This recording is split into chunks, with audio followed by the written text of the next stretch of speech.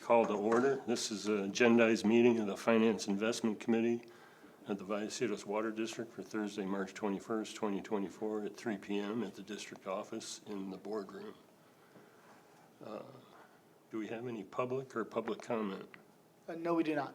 Okay, so we'll dispense with reading the notice and we'll get right into the items for discussion. Number one, sewer capacity fee increase update. Yes, Director Arthop, as the committee knows, staff has been working towards looking at a way to rectify a capacity deficit for future development in the Twin Oaks Valley. Project probably is over a year in the making between creating a new, basically a sub-area master plan and a new cap fee nexus study. With that, today I have Jason Hubbard, our district engineer, and Elizabeth Lopez, our development services senior engineer, to present on this item. Good afternoon, Finance Committee. As General Manager Gumpel mentioned, I'm here today with an informational-only update for the Twin Oaks Valley Road sewer capacity fee increase. In the past, we have presented on this. It was at that time called the Twin Oaks Valley Road Sub-Area Master Plan, or SAMP for short. So I'll refer to it as SAMP throughout the presentation.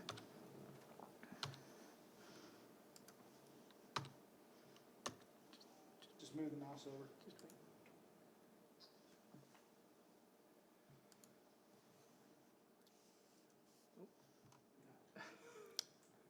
Wasn't working for me.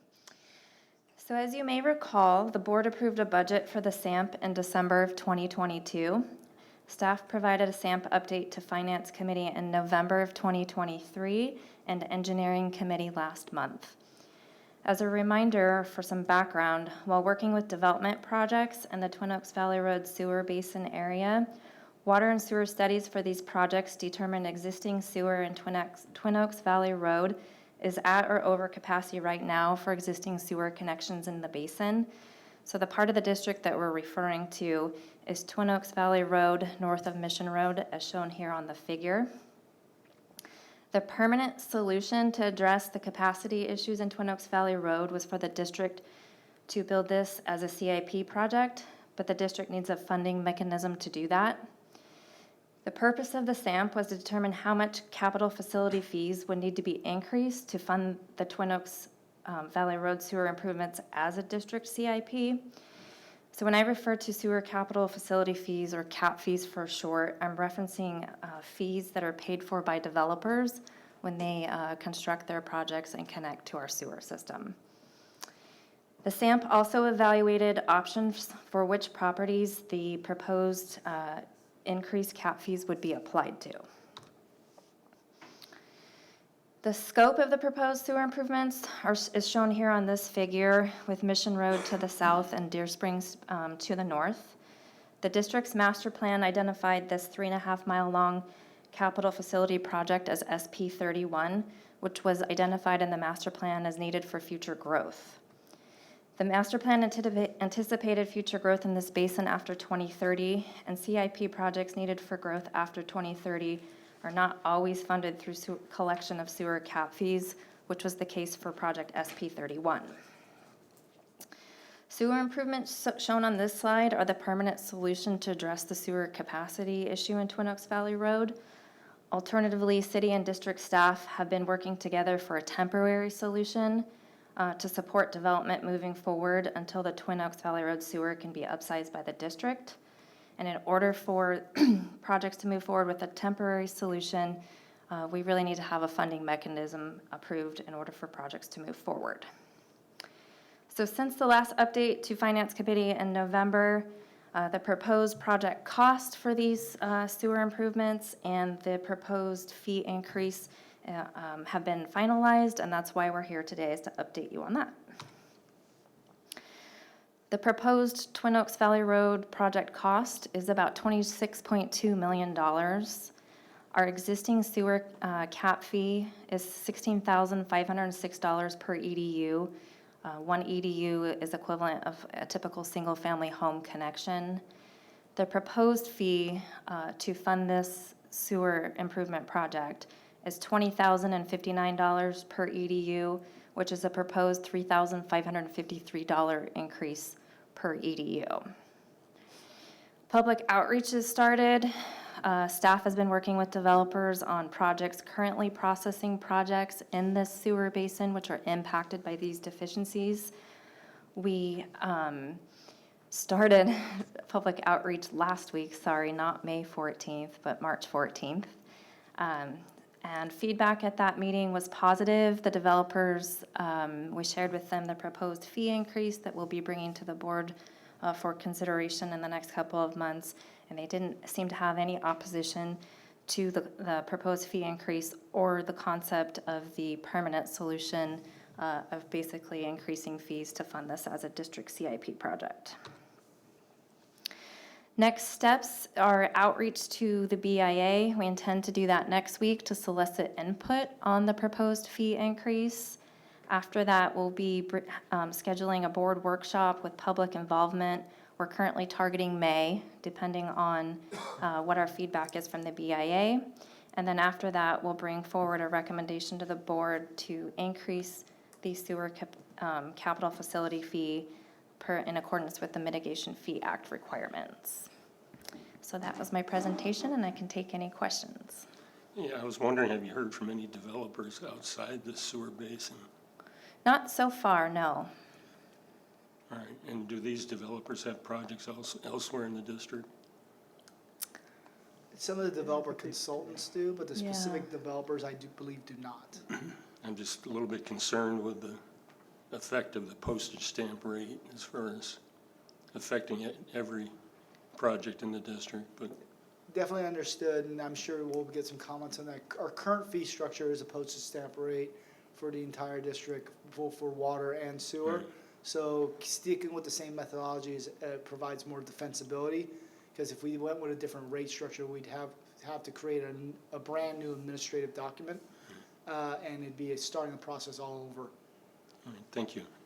Welcome. Any questions? Thank you for the presentation, Elizabeth. And can you go back to the cost of it? There you go.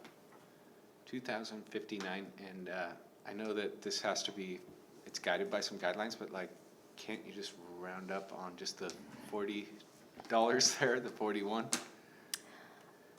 I mean, 59's, it's obscure.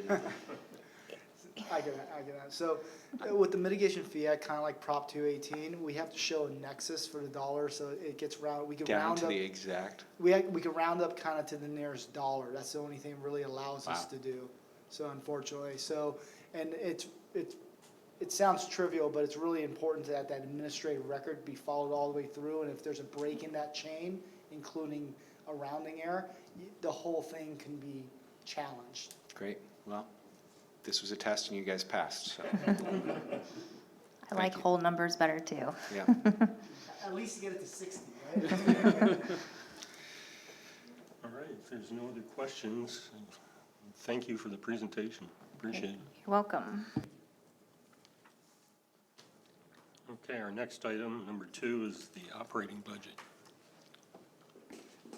Yeah, I'll stall while Wes and his team starts getting ready here, but Okay. this is part of our annual budget process. This is one of several meetings.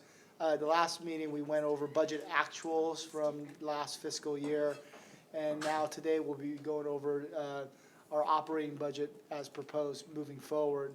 So again, I think the email went out, and Wes did a good job, and the team did a good job. It's really a whole district effort, but this is the first time that the management team sees the numbers in its entirety. And this is, as Glenn used to say, part of the sausage making, where now we look at how the impacts are, where some of the numbers don't make sense. There's already been some department by department cuts and scrutiny put on by each manager, but now this is the first time we get to see this thing as an entire document.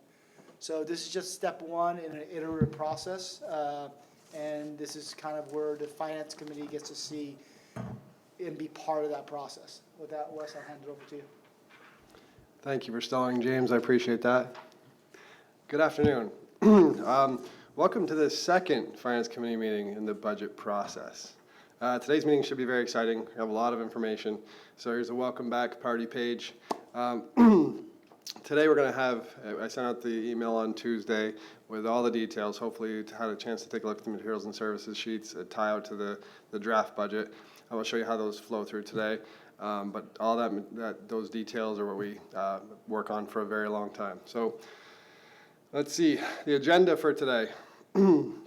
First, we'll go over a little bit of the background and our progress to date on the budget. After that, we'll talk about the operating budget request for all departments. And we got a bunch of, almost a full house here today, at least on that side, right? So we got a bunch of guest speakers or people that are here to answer questions. I do kind of expect the presentation to be short, but there's plenty of time to answer any questions you have on the details that were provided. We have Ed Pedrazzi here, our operations manager, who will be actually handles the majority of the materials and services request because he has the majority of the district. We do have Matthias Labarere all the way in the back there, the IT super. He's our CTO. What's that? He's hiding. He's hiding in the corner back there. You can bring him up. Just yell at him. Mike is here to help out, and with me is Jody Coco, the finance supervisor. So we are all here to answer any questions that you have. So with that, after we talk about the operating budget requests, we will go into the next steps of the budget process. So let's take a look at the background. First, the budget calendar. In February, the internal process staff actually updates the budget with the audited 2023 numbers, and the individual departments prepare their budgets and submit them, and those are due by the end of February. And then on February 29th, 2024, we had the first Finance Committee meeting. At that meeting, we talked about the budget calendar, and then we went through budget versus actual for the last 5 years. So this meeting is actually the first meeting we're having in, about the preparation of the fiscal year 2025 budget.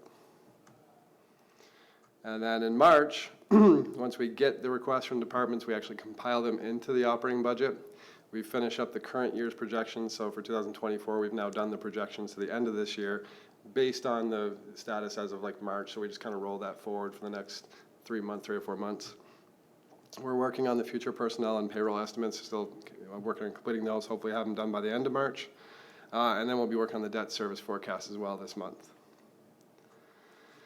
Today we're here, as I mentioned, to talk about the operating budget request, and Ed gets another mention there, the O&M manager, star of the show. And then we'll discuss any board request items or committee questions today.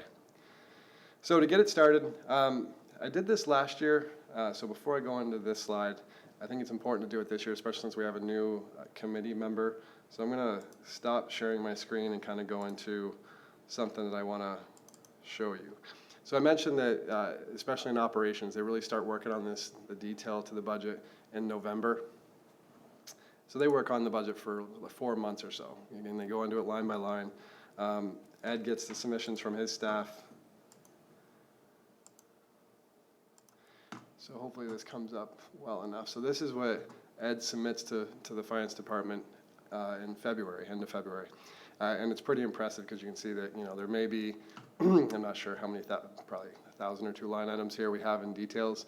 And he goes through each one and looks at, you'll see the budget amount here, which is the request for the current year.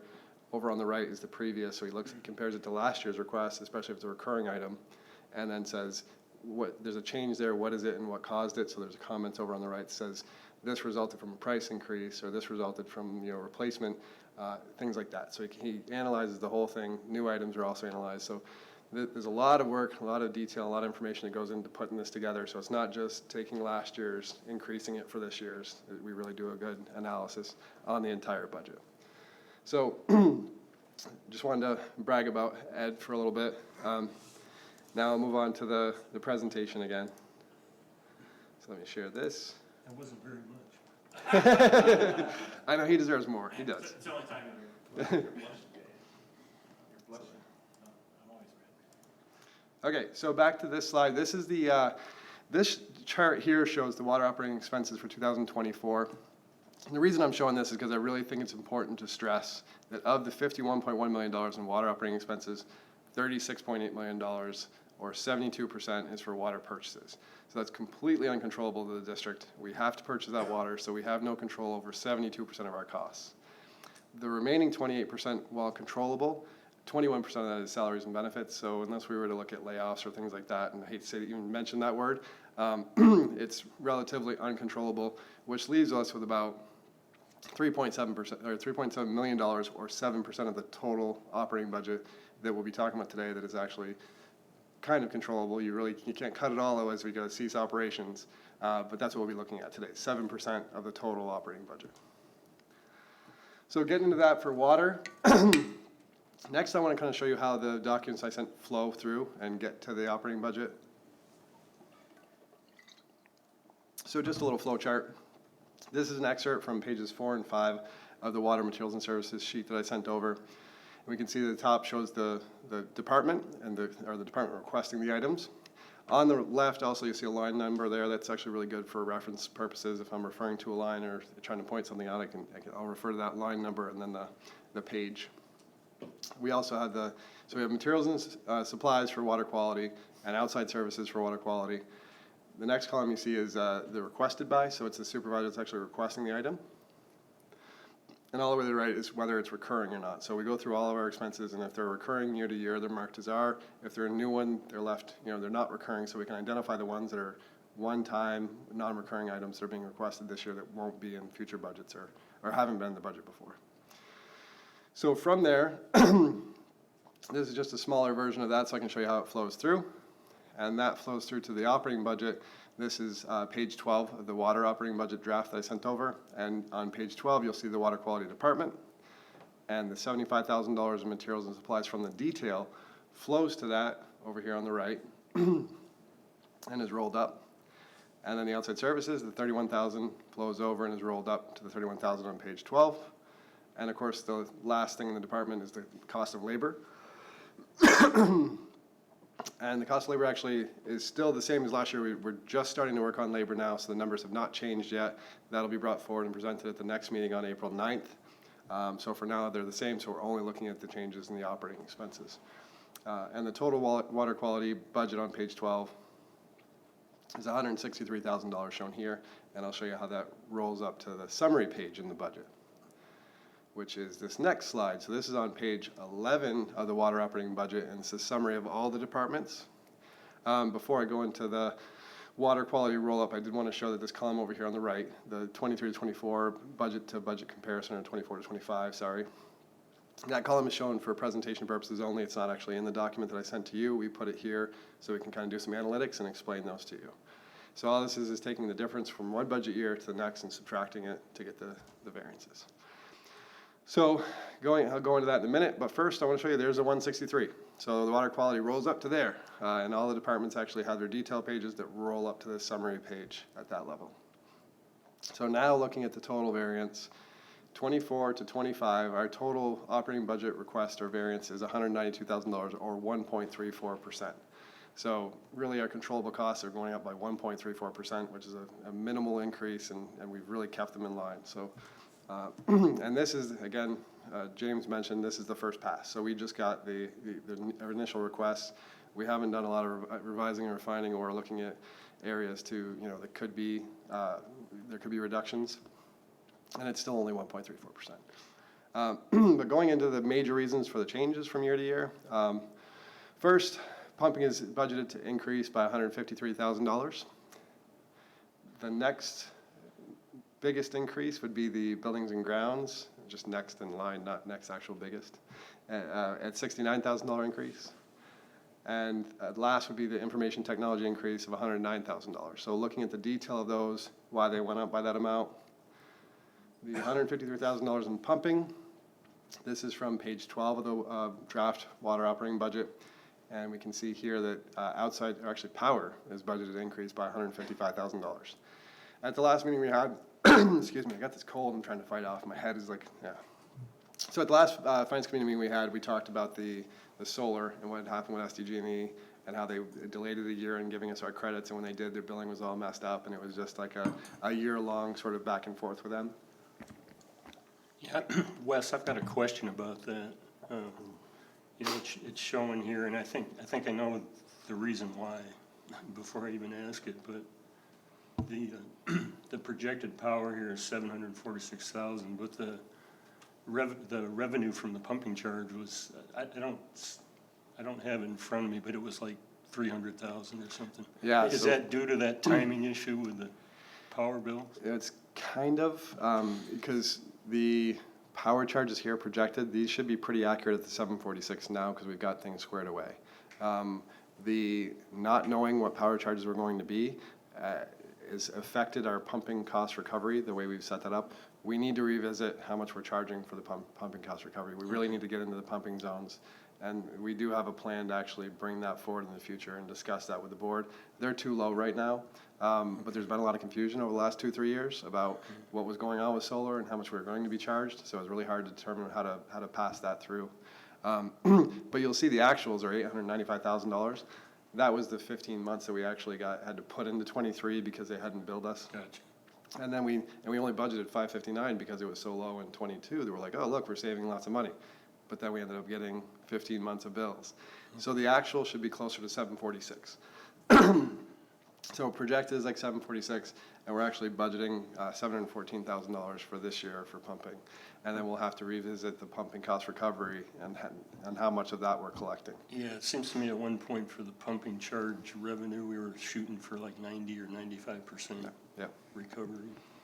Yeah, and that was the older SDG&E rate, so they definitely we're revisiting that and strategizing the timing of that pump zone recovery. Okay. Thanks.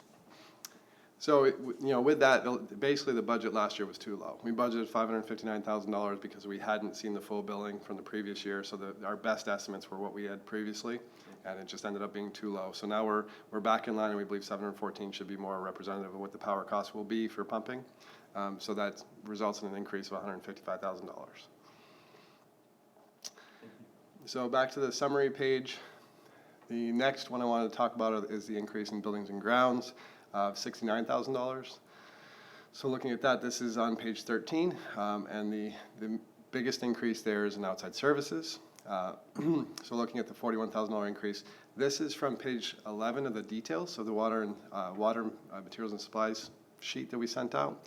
So on page 11, you can see the Buildings and Grounds Department and all of the line items they're requesting for outside services. I've highlighted 3 that kind of stand out. There's a lot of stuff requested. They got a lot of stuff going on. But construction and repairs of facilities is budgeted for $20,000. We have a common one, the HVAC maintenance and repairs.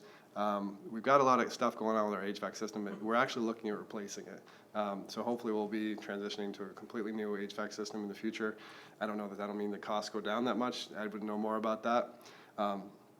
But right now there's just a lot of repairs. It's an old system. I think it's been around as long as the building, and it feeds all the buildings, and it's been a lot of work going on. And then next we have janitorial services, A and B buildings. Had some staffing issues in the department, and we're looking at and it's a lot of work to do for one person in all the buildings that we have, so we're looking at outsourcing more of that, so that's going up to $25,000 for the janitorial services. And then lastly would be landscaping at the headquarters. So I believe we're having a transition there we have 2 landscapers currently. One of them should be potentially being reclassed, so we'll be outsourcing more of the landscaping versus having it in-house. So those are the 4 major items in buildings and grounds that are largest dollar amounts. Let me just add something. So when you look at the decision-making on that, the outsourcing, can you go back to that page for me, please? So the outsourcing in landscape, that cost is still significantly cheaper than hiring a full-time landscape, fully burdened with benefits, and even the janitorial service instead of getting a second person. So we're making those type of critical decisions up front to say, even though this is an increase, it's still cheaper than actually increasing the full-time staff equivalent to get that work done. Okay. Couple questions, I suppose. If we're just kind of scanning through a couple of questions. So, I don't know, let's start at the top here. Carpet cleaning and stripping, 6,000? And this is per quarter or per year? For the year. For the year, okay. So 500 a month, is that just like a one-time thing, someone comes through and cleans all the carpet, or is that like a kind of swaps between? And I promised he'd be the star of the show, so for that I'm going to redirect your attention over to Mr. Ed Pedrazzi. Oh, nice, perfect. Yeah, typically that's only done annually, and it's outside service. So Yeah. you'll see it split. These same numbers show up in the sewer side, so Yep. anything that's dealing with admin or operations buildings, Yep. it gets split between water and sewer. And you probably noticed some of our carpet's not in the best shape, so that's a CIP for a year or two down the road. We're gonna replace all the carpeting and a lot of the linoleum as well. It's over 25 years old. Cool. I guess the reason I'll preface that why I'm bringing this stuff up is that, like, you know, as you mentioned, there's so many fixed costs. We have to like start looking at the little things again, and the little things that we can maybe even put off 2 more years than we thought we would put off 1 year, right? To like help extend the amount of, reduce the amount of expenses that we have here. And so car wash maintenance and repair, 2,500, that's for the facilities car wash here. So yeah, we have a pressure washer that's in the back part of the yard. Yeah. So all the vehicles are cleaned back there, and we do take pride in driving down the road not looking like we're secondhand, so. Yep. We keep them clean. Nice. And is there any other expenses associated with that besides? With the car wash? Yeah. No.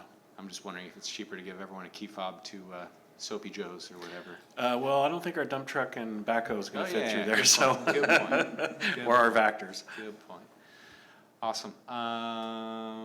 Let's see what else we got here. Ice machine cleaning and repairs, 3,500. So in the past, they weren't very well maintained. We actually have several of them. There's a very large one, bigger actually than you probably find in a hotel, that our crews fill up their big water jugs Right. going out in the field every day. And then there's some here in the building. Now we actually have a company that comes and maintains them. And so we do buy the filters we can change out ourselves, but there's some pretty meticulous cleaning and disinfection that needs to be done, and we just don't have the staff to be messing with them. Yep. Understood. It's another one that I wonder if there's an outside service that doesn't clean them and repair them, but just gives you the ice for less than that. I don't know. It'd be pretty hard to have them here every day that Right. we need them, Yep. including weekends and holidays when we're out in the field. Good, good. It's good to go through this exercise. Shredding, so very competitive field right now, 3,700. Yeah, we do have a company, and they come through here pretty regularly, so there's documents that are sensitive that are picked up and they are shredded. Understood. Always a good contract to reevaluate since it's such a competitive industry. Same thing for solar panel cleaning. Yeah, we looked into doing that ourselves, and we've done it ourselves a couple of times, but you really need DI water to do it correctly, so just hitting them with a fire hose doesn't do quite the job. So we've actually saved some money on that recently. The company we were using were relatively expensive, and they were out of LA, and a startup company here locally beat them out by almost half the price. So, and we've had so much rain, we haven't had to do it in a while, but once it starts getting the Santa Anas, they get covered with dust, they start losing production. So Cool. we'll bring them in. As long as we're keeping an eye on it and competitive, I feel good about it. Yep. Television services for EOC. Yeah, that's direct TV. So our training room is our EOC. There's a TV in there. So during major wildfires or other emergencies, when we activate our EOC, a lot of times we bring up the news so we can see what's going on locally, if there's more fires coming our way. So that's the television service for that. Cool. Good contract to call and argue with every once in a while too. Cancel. Wait, I'll start over. 500 free? Yeah. Exactly. That, or, you know, YouTube TV is pretty good these days. Yeah. Other. So the other account, Wes was talking about my Excel file, and you're kind of seeing it in a different form there. That used to be all you saw was this big giant other account was just a bulk of money. We had no way to control our budget. So for the last, I don't know, probably 15 years, we've been enhancing the Excel file, and the other account are the things that we can't think of. So Okay. it's a very small amount. It used to be tens of thousands or hundreds of thousands of dollars. But we do a better job now of going line by line, as you're seeing, nailing it down and getting a price for each item, and controlling our budget a lot better than we used to. So the other is simply there for, oh, something came up, we didn't think about it during the budget, it's an emergency. So you'll see almost every single one will have an other. Yeah. And sometimes in my notes, it gets tweaked because Wes likes the zeros, so, Yep. you know, we'll instead of $5 on the end, okay, we'll just tweak that other account. Awesome. I appreciate the exercise here, and just, you know, from a customer's perspective, they're paying, you know, $100 a month, and every $100 counts. So it's important to reevaluate these contracts and, you know, if there's any, I know it's very rare, but if there's any free time in your guys, and your staff personally to reevaluate some of these contracts, it's probably a good time to do it. It's done every year. Yep. Yeah, absolutely. And Excellent. it's direction from the board and the GM on down. It's, we're always looking at trying to find ways to save money. And if you want a copy of the 17-page Excel file, now this is just O&M, so it doesn't include any other departments, but the 6 departments in O&M, we do start November, December every year, so way before Wes gets his stuff out to everybody, because we have the bulk of the budget. Awesome, yeah, I'd love that. That would be great. And we can share the Excel file. Doesn't need to be immediate. No, I don't know if you want a hard copy, I can give you mine today, or No, if you want the Excel Virtual, file. yeah, no need to waste paper. Yeah. Okay. Thank you so much. Thanks, Ed. Okay, so back to the summary. We're going to talk about, next would be the increase in information technology of $109,000. So again, we'll go to the budget page, and we can see here that the increase is in outside services, $108,000. And then looking at the detail to that, so going to the materials and supplies requests, we can see the biggest thing being requested in outside services for IT is the SCADA support / maintenance and change requests. So we actually have a very old, there's no circle there. I didn't put it in a circle? Oh, man. It's still highlighted though. Luckily, I got that fallback. So we actually have a very old SCADA system, and recently we've had some transition in departments, and we are going to be replacing the old one with a new one, and that's a 3-year project we have coming up in the budget that you actually see as part of the CIP, which will be presented at the April 9th meeting. That 3-year project is going to run in parallel with our existing SCADA system until we actually get it up and running. And with the new SCADA system, there's going to be new maintenance costs, and there's going to be ongoing. You'll see it's marked recurring, so it is going to be ongoing maintenance cost of the new SCADA system, which is much improved. I've been told that after the 3 years, it will decrease a little bit, but there's still going to be, you know, with a better SCADA system, it's going to be more expensive. So we will still have the majority of these recurring and going forward in the future. So that $74,000 is the major reason for the increase in IT. Wes, how old is the current system? Yeah, I'd say really old, but I'll talk to Matthias because he can probably tell you. So some of the equipment we have out in the field is 30 plus years old. Some of the hardware. Now we're going to be presenting a CIP within the next few months that will involve replacement of a lot of the field equipment. Ultimately, the renewal costs for replacement costs for equipment that's 30 years old, because of supply and demand, there's so little supply. One small part essentially will cost thousands of dollars, and compared to a tiny part that the new system will have, which will cost hundreds of dollars. So order of magnitude there, it's a significant cost savings in the long run. So that's why we will be bringing that project before the board in the upcoming months. I'll have to defer to Wes on the timing of that, but. How old is the software, the central control? The software that we have, it's about 15 years old, That's older. way too old. Or older, yeah. So a lot of it has been piecemealed, and what we're planning on doing is consolidating everything, making sure that we do a little bit more to facilitate mobile access, secure mobile access. And so there are a lot of things and analytics, and so there are a lot of things that we're planning on adding to the system that, quite frankly, the current system cannot support. Is the current system Rockwell? We have some Rockwell. It is it's a Wonderware product. We have several pieces of software that work in conjunction. It's not an enterprise system that is a complete solution, and that's what we'll be migrating to. Okay, thank you. Yep. So with that, concludes my portion of the presentation. Now I'm going to pass it over to Jody Coco Alberts for the sewer portion of the operating expenses. Okay, on this slide, Do you have any questions? Thank you for doing that, if you can, yeah. So on this, the robotic tape, that's to mean actual tape backup, physical tape backups, which pretty much are from the 80s? We still use these? Yeah, so I will explain. That's not the sole backup purpose. So we follow a lot of the models that the Googles and other large tech firms have. So you're going to have three different types of backups. You're going to have the on-site immediate disk backup that's going to be very quick. In the event that there's a local failure, for example, you're going to recover it very quickly to disk. If there's a regional failure, however, we also are backing things up to the cloud, so that's a secondary. The government cloud that we're currently using hosts several data centers within the United States. Now, the fact that we're using the government cloud means that all of our data resides in the States and does not go elsewhere outside of the country.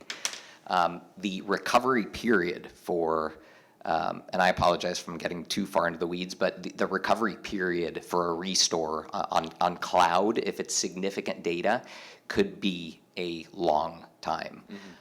The tertiary method is tape. We have a local company that actually takes tapes to a secure facility and can be called on demand to restore those. So in the event of an emergency, this is a tertiary fail-safe. It's an insurance policy. You're right, it is old.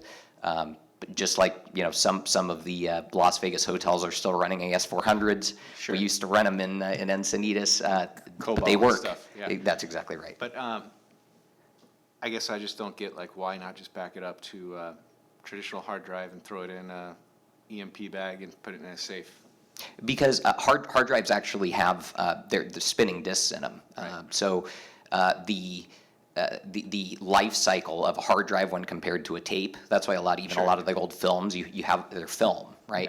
And so putting them on these tapes, the end of life or the life cycle for the tape is considerably, it's a lot more durable. If I could call it durable, that's what it would be. And so putting a spinning disk, for example, on something, or a hard drive, and putting it in a bag and putting it away, potentially not touching it for a long time, there is a chance you bring that thing back and it might not work. Yep. So. Yep, got it. Just, it's crazy to see tape come up. Haven't seen it in a while. And then I guess the other question is, as I emailed about, like, cybersecurity is really, paramount right now. And so I'm curious what part of these expenses is covering that. And Yeah, so cybersecurity, there are several line items that are we have, typically the recommendation from DHS and others is you have defense in depth. There's not one single system that is going to protect you.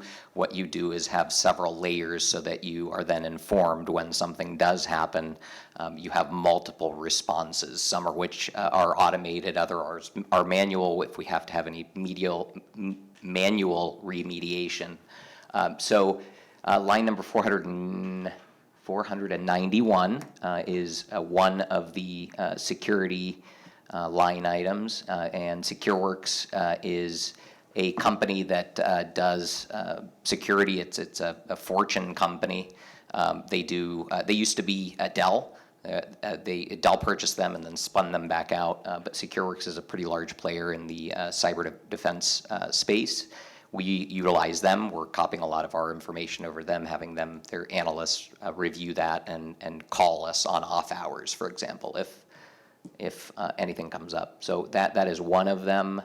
Let me see. On this particular page, I don't see any on this page, but I'm sure I can find several more if you. So Matthias, just, this actually doesn't show all of the outside services for IT. They're on pages 14 through 16 of that detailed page. I just didn't want to put it all on the screen because there's a lot of information. So it is like two or three pages of detail for outside services for IT. I see. I presume that's the rest of the 653 in this. Yeah. Got it. I can bring up that detail if you'd like to see it all No, on the it's screen. okay. And then in terms of redundancy, like TeamViewer versus Zoom, it seems like essentially the same thing. And then also, I mean, can't you just use Microsoft's built-in sharing? So TeamViewer and Zoom we're actually utilizing for the board meetings. We're not using, and Zoom is a per license. TeamViewer that we only have a few TeamViewer licenses actually for the few technicians that we have. And so they're completely different use cases, different systems. Yeah, why not just use Microsoft's platform? Teams or, Well, I forget the exact name of it that's escaping me right now, but essentially Microsoft's equivalent of TeamViewer that is meant to be the most secure way to remotely, supposedly, access someone else's computer that is having a problem or whatever. I could get into all of that. We do review it periodically. We have a Microsoft enterprise license that we leverage. TeamViewer has been cost-effective for us thus far, and we've continued to use it. Yeah. That's not to say that we might not review. If we look at this year's budget, for example, and compare it to last year's, you'll notice that there are new services. We look at ways ultimately at maximizing value for the district. Yeah. I know you're talking specifically about desktop sharing solutions, but we do leverage, from a security standpoint, we utilize CIS, they're free services. It's probably tens of thousands of dollars that state and local governments can take advantage of that are cost-free. And so we try to strike the balance when it makes sense to migrate off of something. If that ROI pans out, then we certainly do that. And that's not to say that you might not see TeamViewer there next year. And so, good question, but Yeah, I grew up on TeamViewer, so I like it in Yep. general. Okay. But someone had told me recently that it was potentially security risk, so something to consider. I don't know if there's any truth to that or not, but I know that in general, leaning on Yep. Microsoft's product itself, which is the most up-to-date, Yep. cohesive thing, is usually the best way to go. And yeah, I guess without seeing the rest of the expenses, that's my questions for that. But I would encourage you to, as I did an email, to constantly be doubling down on security here. It's just, we're a clear target for adversaries, unfortunately, and it's important to build as many walls in between and cut off as many routes of access to this stuff. And I mean, it's not just the way that it used to be, to where someone puts in a thumb drive here and causes chaos. I mean, it's built into the chips that were being shipped over and stuff of that nature that can be remotely activated at any time. So it's scary times, and we need to be prepared for it. Yeah, couldn't agree more. Appreciate you saying that. Thank you. Yep. All right, thanks, Director Grosset, and sorry for the interruption. Proceed. That's my fault. I should have asked another question, so thank you. Okay, so now it's Jody's turn. Okay, so this slide shows a breakdown of total budgeted wastewater operating expenses for 2024. The total is comprised of projected EWA expenses of $3.7 million, $7.5 million in salary and benefits, and then the focus will be on the remaining 26%, or $4 million, which includes sewer operations and the Meadowlark plant. Looking at the 23-24 to 24-25 budget comparison on the far right, the total change is $781,000, or a 6.8% projected increase in total expenses. That increase is primarily within the three highlighted departments: Meadowlark, Buildings and Grounds, and IT, with the largest increase being in the Meadowlark plant departments of about $657,000, which I will talk more about on this slide. Meadowlark is currently projected to increase by about $683,000. Most of that increase is due to the $418,000 projected increase in power. This is primarily due to projected increases in rates and usage. And then the next department, Buildings and Grounds, projects a $65,000 increase. Let's see, and The majority of that increase is in the outside services line item. This is increases due to various increases in outsourced services similar to water, such as janitorial services. And then finally, IT is projecting a $106,000 increase to their budget, and that is also primarily in outside services line item. Similar to water, that is due to the $72,000 line item for support and maintenance items related to the SCADA system.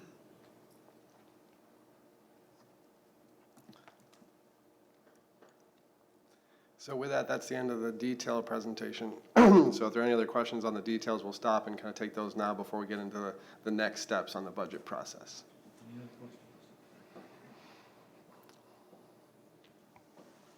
I guess we'll call Matthias back up here if that's cool, since we have some more fun ones here. So core data is where it's stored, and then the other one is the maintenance of the tapes. Is that what it was? So the switching of them and. I'm sorry, what was So that? we had two pieces. We had on the previous one there was a tape maintenance, and now on here we have 459 offsite tape storage core data. Yeah, correct. It must have been a change in just the nomenclature. One is 100 and the other is 200 water and sewer, but it's the same line item. Got it. So sorry to interrupt, but we should have mentioned during the presentation, IT and buildings and grounds in particular are two departments that are split throughout the district. So we have an operational sort of split of 51, 49%. So a lot of the items you're going to see, and this is why Jody kind of skipped over the buildings and grounds detail, because it's going to be almost exactly the same as the water, with the changes being the same because it's 49% of the total cost. So a lot of these are just the other half of the cost that you already saw on the previous slide. Got it. Patch My PC subscription. $463. Yes, sir. We use that for automated patch management. One of the big issues in the world these days is the fact that software is not patched timely, and that poses a very huge security issue. And so we were utilizing other tools, Microsoft tools, that do patch, but Microsoft doesn't have good solutions that patch third parties. The Adobes of the world and the others are actually not patched through Microsoft. They don't have provisions for that. There's a lot of manual programming and patch management that can be done, but from a cost benefit, staff involvement and time to actually do that when compared to purchasing a product or utilizing a product such as this, it made more sense to use the Patch My PC product. Got it. And password state? That is a password vault. It is local. We're not using LastPass or any cloud-based. But that's what that is. Password management. Cool. Same thing as I said to Ed is, it's a good time to revisit a lot of these contracts and consider consolidating a lot of them and leaning into stuff that's already paid for. I appreciate your sharp eye. Thank you so much. Yeah.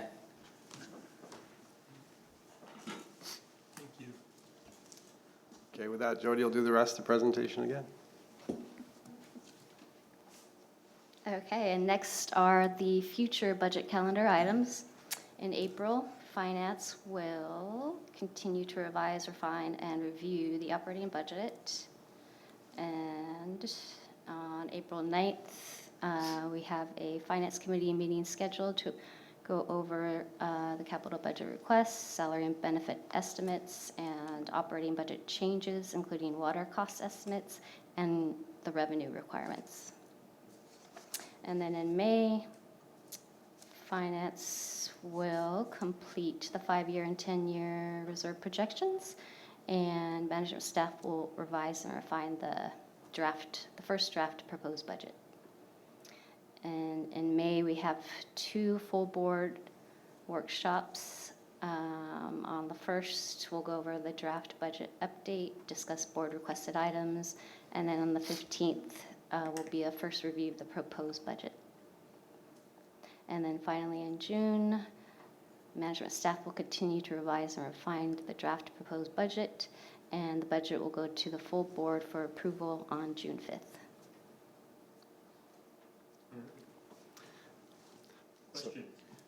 No questions. Thank you very much, Jody. So with that, did want to mention the next meeting's on April 9th, and we do anticipate that that will probably be a pretty long meeting, because we're going to be bringing capital to that meeting. Capital's got a lot of detail to it, as you know. It will be sort of the preliminary capital, so the first pass at it. But we'll have staff here to answer questions at that one.